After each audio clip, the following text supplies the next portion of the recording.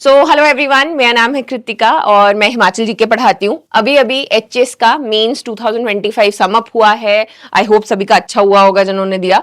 तो उनके लिए भी और जो लोग अगले साल मेंस लिखना चाहते हैं उनको भी एटलीस्ट क्वेश्चन जरूर देखने चाहिए।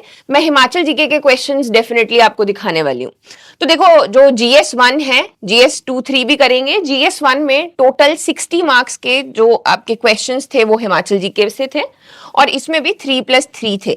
जो 3 क्वेश्चंस थे वो 8 मार्क्स में थे और ये जो है 12 में थे। 8 में मतलब आप 150 वर्ड्स में लिखते हो, 12 में आप 225 वर्ड्स में लिखते हो। तो टोटल ये 60 मार्क्स का ही हम लोग यहाँ पर देखेंगे। अब आगे बढ़ने से पहले देखो, ये नया कोर्स है जो कि मैं पढ़ा रही हूँ। इसमें mains, art and culture, history, economic survey सब कुछ इंक्लूडेड रहता है। तो इसके डिटेल्स के लिए इधर यू कैन कॉल हियर और आप जो है नीचे डिस्क्रिप्शन बॉक्स में भी चेक कर सकते हैं।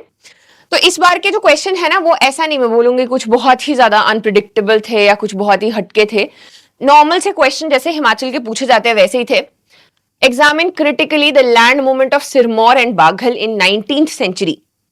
फिर दूसरा था आपका, ये 8 मार्क्स वाले हैं कि पोटेंशियल और प्रेजेंट स्टेटस क्या है हिमाचल प्रदेश का हाइड्रो पावर में। और लास्ट वन वाज कि जो हिमाचल है उसको लैंड ऑफ गॉड्स कहा जाता है। तो इन फीलिंग से ये कैसे लोगों की सोशल और इकोनॉमिक लाइफ में हेल्प करता है। तो ये आपके क्वेश्चंस 8 मार्क्स के थे। फिर थे 12 नंबर में। 12 नंबर में हिमाचल प्रदेश की जो हिल स्टेट सब रीजनल काउंसिल रही है, रीजनल काउंसिल नहीं सब रीजनल, उसके ऊपर क्वेश्चन पूछे गए थे। ग्रीन टूरिज्म के ऊपर क्वेश्चन था और ट्राइबल पॉपुलेशन कैसे हिमाचल को हेल्प कर रही है डेवलपमेंट में। ऐसे नहीं कि हम कैसे ट्राइबल्स को, यूजुअली ये अलग सा क्वेश्चन हो गया। वैसे हर बार पूछते हैं कि ट्राइबल्स को हम कैसे हेल्प कर रहे हैं। इस बार पूछा गया था कि ट्राइबल्स कैसे इसमें पार्टिसिपेट कर रहे हैं इंक्लूसिव डेवलपमेंट में हिमाचल प्रदेश की। तो यही है, एक एक करके देखो देखते जाते हैं।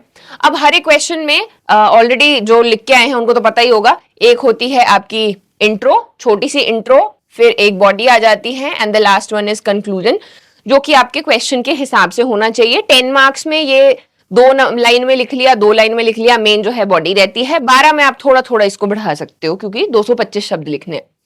अब सबसे पहला क्वेश्चन हम लोग जो यहाँ पे देखते हैं ये है कि लैंड मूवमेंट्स जो सिरमौर में और बागल में रही है 19th सेंचुरी में, कीवर्ड है हमारा 19th सेंचुरी यानी कि 1800s में कौन सी ऐसी लैंड मूवमेंट्स रही हैं।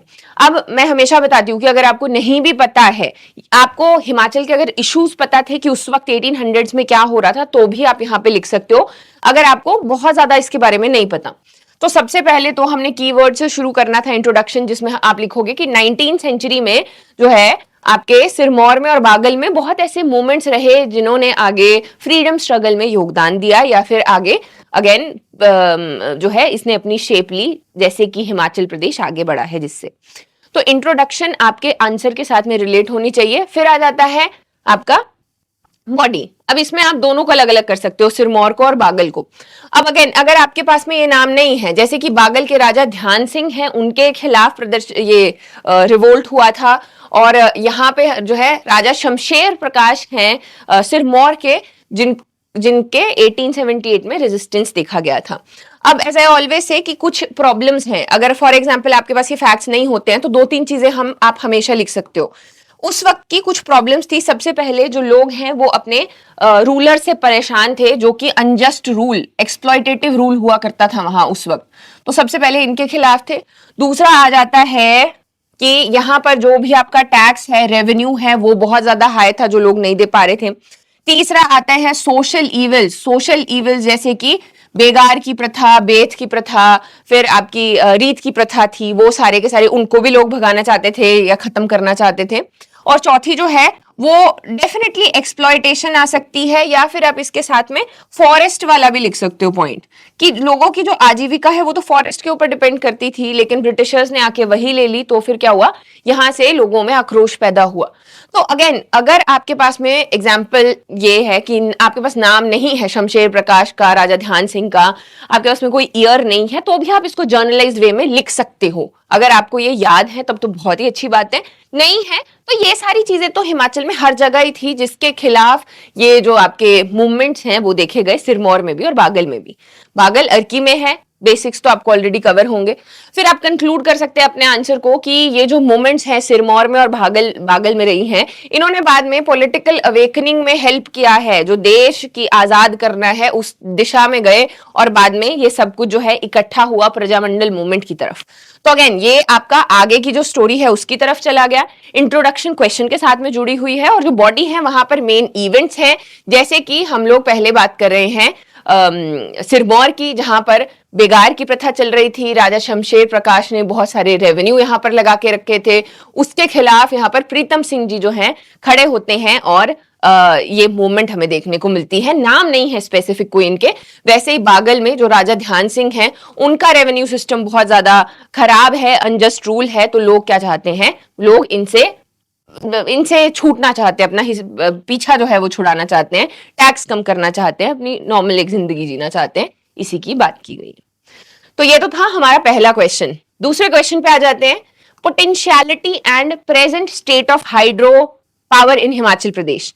यहाँ पे ना ये बहुत आसान क्वेश्चन है मेरे हिसाब से, क्यों? क्योंकि इकोनॉमिक सर्वे का पूरा एक चैप्टर है इसके ऊपर जिसमें बात की गई है, और अगेन पेपर देने से पहले इकोनॉमिक सर्वे तो पढ़ना ही पड़ता है।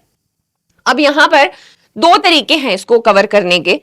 एक तो है कि आप ऐसे शुरू करो कि हिमाचल में बहुत ज्यादा हाइड्रो पावर का पोटेंशियल है, क्योंकि हमारे पास टोटल 5 नदियां हैं जिनके ऊपर ये प्रोजेक्ट्स बनाए जा सकते हैं, और फिर इसमें टोटल जो आपकी पोटेंशियल है हिमाचल प्रदेश का वो है 27436 मेगावाट। ये भी हर बार पढ़ाती हूँ मैं, इकोनॉमिक सर्वे में भी दिया हुआ है।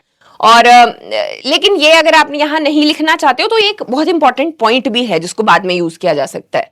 या फिर आप लिख सकते हैं कि हिमाचल प्रदेश को पावर स्टेट ऑफ इंडिया कहा जाता है, हाइड्रो जो पावर है उसका बहुत पोटेंशियल है, और इनफैक्ट इंडिया में भी एक सब्सीक्वेंट सिग्निफिकेंट अमाउंट का जो हाइड्रो पावर है हिमाचल प्रदेश से वो उसमें कंट्रीब्यूट होता है। तो ये दो अलग अलग तरीके की हैं, कोई एक भी आप इसमें से लिख सकते हो।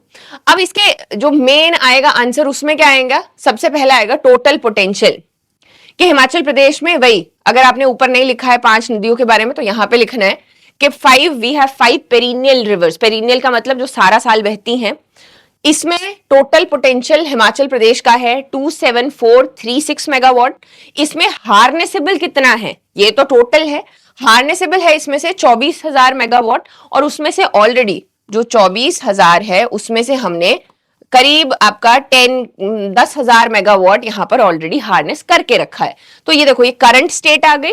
ये जो है हम लोग पोटेंशियलिटी की या पोटेंशियल की बात कर रहे हैं यहाँ पे।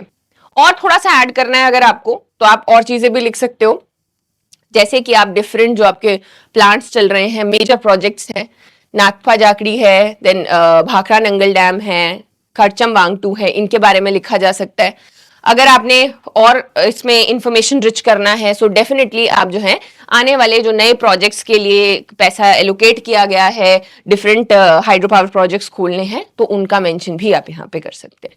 तो ऐसे करके इसको एंड कर देना है कि हाइड्रो पोटेंशियल में बहुत सारी वो है पोटेंशियल है, लेकिन फिर भी हम क्या किसको यहाँ पर ज्यादा तवज्जो देते हैं, तो वो है सस्टेनेबल डेवलपमेंट। सस्टेनेबल यानी कि जो कि हम एनवायरमेंट को भी नुकसान ना पहुंचाए और हमें उससे फायदा भी होता रहे। तो इसी तरह से आप इस आंसर को आराम से लिख सकते हो। नेक्स्ट क्वेश्चन देखते हैं। हिमाचल प्रदेश को लैंड ऑफ गॉड्स कहा जाता है, और इससे लोगों के जीवन में क्या असर पड़ता है सोशली और इकोनॉमिकली। सोशली है यानी कि समाज के ऊपर, इकोनॉमिकली जो हमारी इकोनॉमी है उसके ऊपर लैंड ऑफ गॉड से क्या फर्क पड़ेगा। तो अगेन गुड क्वेश्चन। अब इसकी इंट्रोडक्शन दो तरीके से शुरू की जा सकती है। मेन फोकस आपके लैंड ऑफ गॉड्स पे ही रहेगा कि देवभूमि हिमाचल को कहा जाता है। तो कि हिमाचल को देवभूमि कहते हैं क्योंकि हम जो बहुत सारी हमारी रूट्स हैं समहाउ वो ज्योग्राफी में और माइथोलॉजी में है। ये तो ऐसे करके, लेकिन अगर आप ऐसे भी लिखना चाहो ना कि हिमाचल में बहुत सारे आपके देवी देवता जो हैं वो बसते हैं, या फिर यहाँ पर बहुत सारे ऋषियों के साथ में बहुत सारी ऐसी जगहें हैं जहाँ पर ऋषि आए हैं गए हैं, इस तरीके कुछ भी इनफैक्ट इसमें लिखा जा सकता है देवभूमि को जोड़ते हुए कि देवताओं की ये भूमि है। और फिर क्या है, जिससे कि हमारे जो कल्चर है वो भी सेव होता है और साथ ही में इकोनॉमिकली भी फायदा होता है। तो अब इस तरीके से आप दोनों में से कोई भी शुरू करेंगे और फिर मेन बॉडी पे आएंगे। अगेन ये बहुत ओपन एंडेड क्वेश्चन है, इसको आप कहीं से भी लिखना शुरू कर सकते हो और कहीं पे भी खत्म कर सकते हो। जैसे कि मैं सबसे पहले सोशली हम लोग अगर बात कर लेंगे तो आप किसी भी कम्युनिटी के बारे में लिखेंगे कि सोशली अगर हम देखें ये जो देवभूमि है या देवता है वहां पर, ये साथ में इंटेग्रिटी लेकर आते हैं, यानी कि लोगों को साथ लेकर आते हैं। एग्जाम्पल दे सकते हो आप साथ में, जैसे कि किसी भी मलाना का एग्जाम्पल दे लो, आप जो है सांगला का एग्जाम्पल दे लो। यहाँ पर क्या है, लोग देवता की बात ज्यादा मानते हैं और जो पूरी कम्युनिटी है वो साथ में स्ट्रॉन्ग एंड पीसफुल वे में रहती है।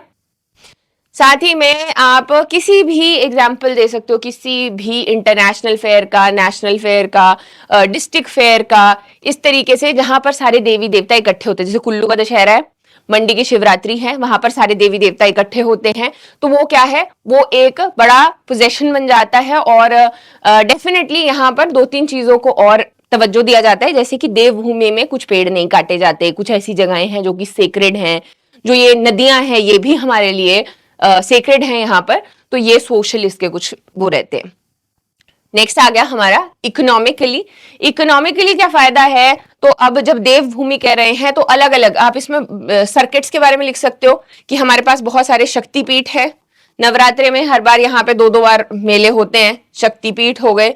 अगर हम इकोनॉमिकली बात करें तो बुद्धिस्ट सर्किट है, देवी देवताओं की घाटियां तो हैं, जो बुद्धिज्म है वो भी काफी ज्यादा ऐड हो गया है। कांगड़ा में अगर हम देखें तो बहुत सारे शिव जी के टेम्पल है, बैजनाथ मंदिर हो गए, तो आर्किटेक्चरली बहुत ज्यादा रिच है और उन्हीं देव देवताओं के मंदिरों को लोग विजिट करने के लिए दूर दूर से आते हैं। जब आते हैं तो टूरिज्म आता है, जिसको हम रिलीजियस टूरिज्म भी कहते हैं, और वही टूरिज्म यहाँ पर कंट्रीब्यूट करता है, जो है पैसा यहाँ पर लाता है, चाहे वो छोटे मोटे बिजनेसेस हों। यहाँ पर एक और बड़ा अच्छा एग्जाम्पल लिख सकते हो आप, शिपकिला, रीसेंट, बहुत ही रीसेंट एग्जाम्पल कि कैलाश मानसरोवर तक यात्रा करनी है तो शिपकिला जो है वहां पर अभी उसको खोला गया है ताकि जो लोग हैं वो मानसरोवर की यात्रा कर सके। तो वो भी क्या है, वो भी समहाउ देवभूमि का ही पार्ट है, क्योंकि हम लोग जो देवता हैं या जो एक हम क्या कह सकते हैं, ये जो रिलीजियस लाइफ है इसको ज्यादा इंपॉर्टेंस देते हैं।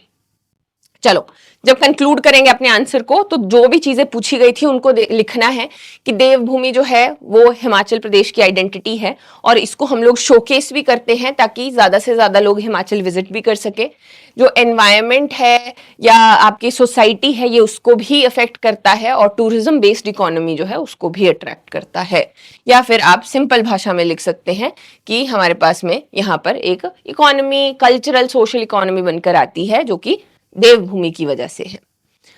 तो ये है। नेक्स्ट आ जाते हैं हम लोग अपने नेक्स्ट क्वेश्चंस पे, विच आर दीज 3। एक एक करके चलो देखते हैं। ये है 12 नंबर के, ये होने चाहिए 225 शब्दों में। यहाँ पे एक चीज जो आपने समझनी है वो ये कि आप इंट्रोडक्शन यहाँ पर 3 to 4 लाइन्स में लिख सकते हैं, कंक्लूजन भी आप 3 to 4 लाइन्स में कर सकते हैं, पर ऐसा नहीं कि खुला खुला लिखा है, एक अच्छा सा स्पेस लेते हुए। सबसे पहला क्वेश्चन हमारा यहाँ पर हिमाचल सब रीजनल काउंसिल, हिल स्टेट सब रीजनल काउंसिल के बारे में बात की गई है, तो आपने सबसे पहले क्वेश्चन ध्यान रखना है। अब आप अपने क्वेश्चन को 3 भागों में बांट सकते हो। एक तो है formation, objective and salient features, तो आई थिंक 2 में भी चलेगा, formation and objective and salient features. सबसे पहले हमने इंट्रोडक्शन देनी है, यहां पर लिखेंगे आप, क्योंकि फॉर्मेशन तो बॉडी में आएगी पहला पार्ट। यहाँ पे लिखोगे आप कि हाँ जी, सब रीजनल काउंसिल जो है वो एक बड़ी इंपॉर्टेंट बॉडी थी जिसने हिमाचल प्रदेश को हेल्प किया है बाद में इंटीग्रेट करने में और बाद में जो एक स्टेटहुड है उसकी तरफ जाने में या फिर डेमोक्रेटाइजेशन के दौरान। तो ये यहाँ पर लिखा जा सकता है। फॉर्मेशन में अगर हम आएंगे तो इसकी फॉर्मेशन 1947 में हुई, जून में, जहां पर ये Himalayan hill state regional council में से निकलकर आई और ये एक एडहॉक कमेटी जो है उसके तौर पर बनाई गई थी, which was subordinate to this only. अब इसमें 6 मेंबर थे टोटल, जिसमें से डॉक्टर वाई.एस. परमार, पंडित पद्मदेव जो हैं वो यहाँ पर इसको लीड करते हैं। जो पहली कॉन्फ्रेंस है वो शांगरी में हुई, शांगरी का राजा भाग के चला गया था जुलाई 1947 में, शांगरी में होती है और डॉक्टर वाई.एस. परमार इसको यहाँ पर हेड करते हैं। ऑब्जेक्टिव और सेलिएंट फीचर्स की अगर बात की जाए, अब सब रीजनल काउंसिल में मैं पढ़ाऊंगी नहीं सारा का सारा, मैंने पढ़ाया हुआ पहले से। जो आपकी ये Himalayan hill state, Himalayan hill state regional council है और हिमालयन हिल स्टेट सब रीजनल काउंसिल है, इन दोनों में फर्क क्या था? इन दोनों में फर्क था, ये जो रीजनल काउंसिल है ये बात करती है कि अगर थोड़े से भी हमारे जो रूलर्स हैं पुराने वाले वो रह जाएंगे तो हमें कोई प्रॉब्लम नहीं है। जो ये वाला ग्रुप है, जो सब रीजनल काउंसिल निकल के आते हैं, ये होते हैं कंप्लीट डेमोक्रेटाइजेशन के फेवर में।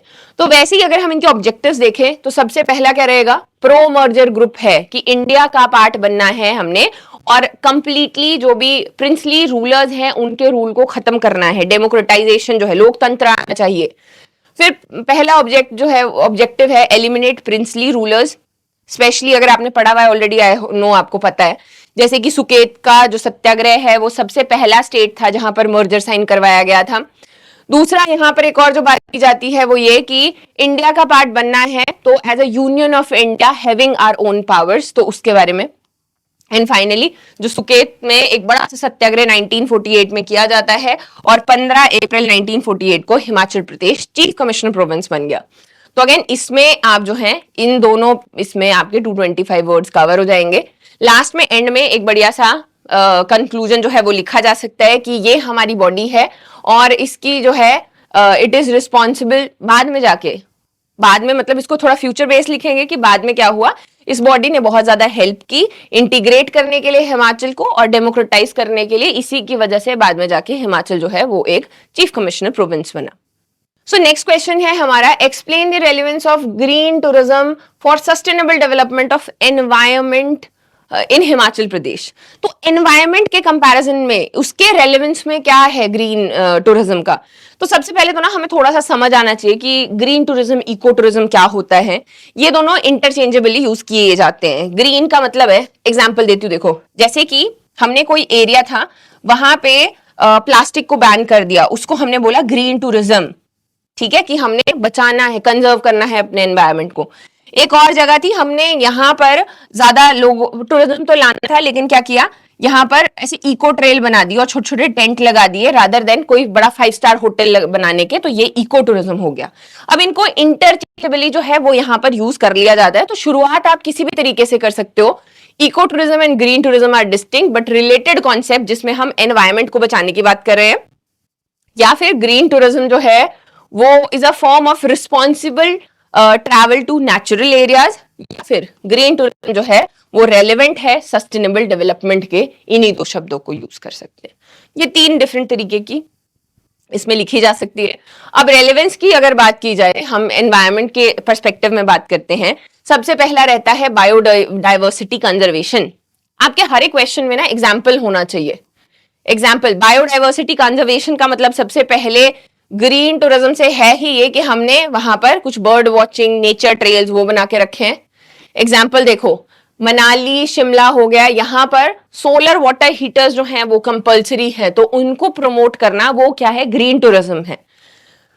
मिनिमाइजिंग इकोलॉजिकल फुटप्रिंट, हर किसी चीज के ऊपर थोड़ा सा कंट्रोल करना, सील करना, जैसे कि जो अटल टनल है उससे आगे इतनी ही गाड़ियां जाएंगी, वो भी ग्रीन टूरिज्म का पार्ट आता है, जिससे कि इकोलॉजिकल फुटप्रिंट, कार्बन फुटप्रिंट कम होता है। इसमें जो भी आपके रिसोर्सेज डिप्लेशन है वो भी कम होता है।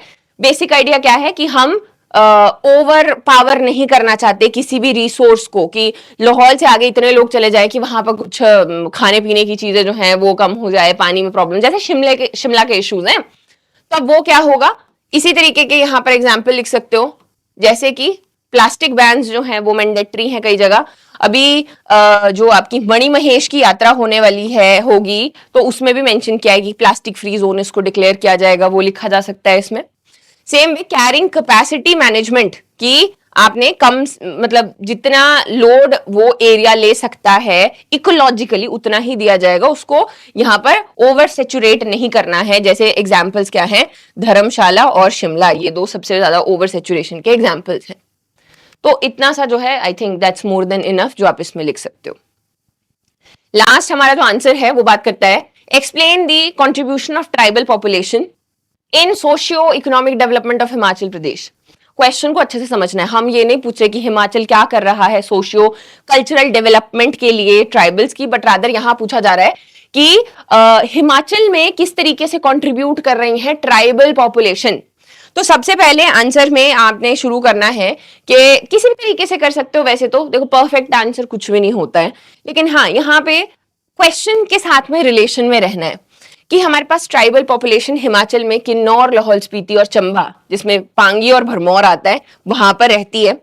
या फिर आप शुरू कर सकते हैं कि हिमाचल प्रदेश की जो टोटल पॉपुलेशन है उसकी 5.71% जो है वो ट्राइबल्स हैं, जिसमें से वो किसी इस एरिया में रह रहे हैं और वो डिफरेंट। अब ये कनेक्टर काम करेगा, ये वाला जो स्टेटमेंट है कि और ये पॉपुलेशन सोशियो इकोनॉमिक डेवलपमेंट में हेल्प कर रही है हिमाचल प्रदेश के इन दी फॉलोइंग वेज। इसको बोलते हैं कनेक्टर, कि आपका जो इंट्रोडक्शन है वो कनेक्ट हो गई। अब आप नीचे पॉइंट्स लिखने वाले हैं। सबसे पहला, कल्चरल एंड टूरिज्म इकोनॉमी में कैसे वो कंट्रीब्यूट करते हैं। बहुत सारे एग्जाम्पल थे मेरे पास, बहुत ही सारे।